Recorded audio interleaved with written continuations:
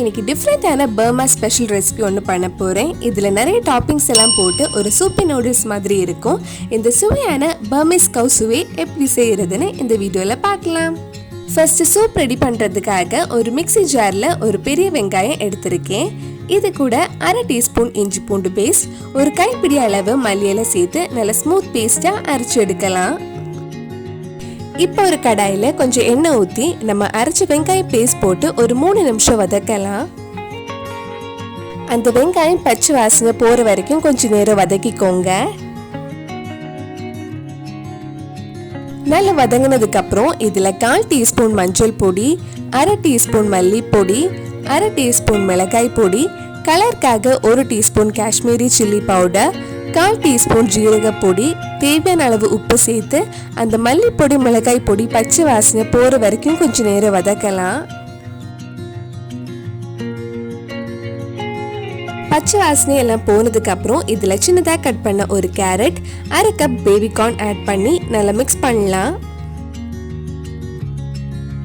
நல்லா மிக்ஸ் பண்ணதுக்கு அப்புறம் இதில் 1 கப் கிட்ட தண்ணி ஊற்றி கேரட்டும் பேபி கார்னும் நல்லா வேகிற வரைக்கும் மூடி வச்சு வேக வைக்கலாம். நம்ம சேனலில் இதுக்கு முன்னாடி பண்ண குக்கு கோமாளி ரெசிபி, வெஜ் ரெசிபிஸ் எல்லாம் உங்களுக்கு பார்க்கணுன்னா அதோட லிங்க் கீழே டிஸ்கிரிப்ஷனில் இருக்குது. மறக்காமல் அந்த ரெசிபிஸும் போய் பாருங்கள்.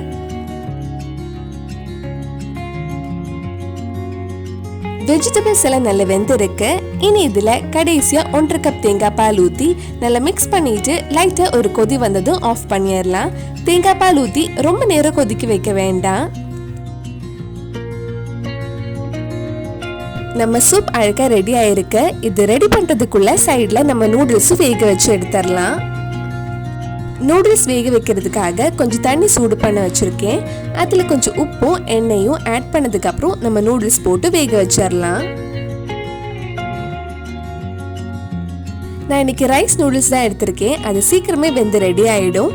நம்ம நூடுல்ஸ் எவ்வளோ நேரம் வேக வைக்கணும்னு நம்ம நூடுல்ஸ் வாங்குற கவர் பின்னாடி கரெக்டாக எழுதியிருக்கோம். எல்லாமே ரெடி பண்ணியாச்சு. சூப், நூடுல்ஸ், டாப்பிங்ஸ் ஆட் பண்ணுறதுக்காக spring onion, fried onions, peanuts, burnt garlic, lemon எல்லாமே ரெடியாக இருக்கு. இனி இது சர்வ் பண்ண வேண்டியது தான். நம்ம ரெடி பண்ண டாப்பிங்ஸ் எல்லாமே நூடுல்ஸில் ஆட் பண்ணலாம். கடைசியாக நம்ம ரெடி பண்ண சூப் ஊற்றி கொஞ்சம் லெமனும் பிழிஞ்சா நம்ம டேஸ்டியான பர்மீஸ் கவ் சுவை ரெடி ஆகிடும்.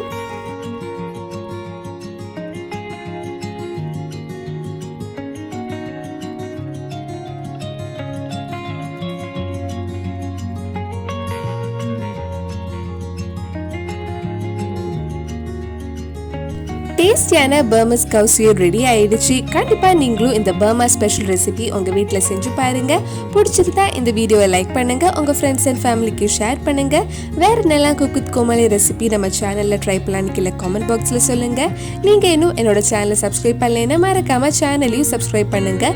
கூடவே அந்த பெல் ஐக்கனும் பிரஸ் பண்ணா நான் புது வீடியோ போட்ட உடனே உங்க போனுக்கு நோட்டிபிகேஷன் வந்துடும்.